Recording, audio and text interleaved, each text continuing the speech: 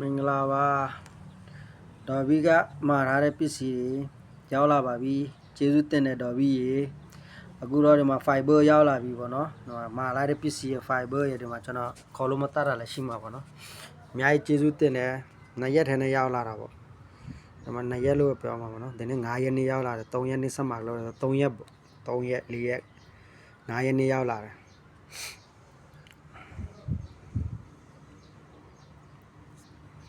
ဒီမှာတဘူးနှစ်ဘူး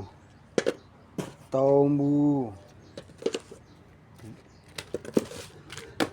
မလေးဘူး fiber က4ဘူးပါတယ်ဒါကြတော့2ဘူးပါတယ်နှစ်ဖာပေါ့ဒီမှာတရားတစ်ဖာပါတယ်ဒါကြကောလာဂျင်ပဲလားမသိပါလားမသိဘူးနောက်ပြီးတော့တရားနှစ်ဖာပေါ့နော်ဒါနှစ်ဖာပါတယ်ကျေးဇူးပါတော်ပြီရေဒီမှာပစ္စည်းကတော့လက်ရှိ9ရက်နေ့ရောက်လာပါပြီလို့ကျေးဇူးတင်တယ်တော်ပြီ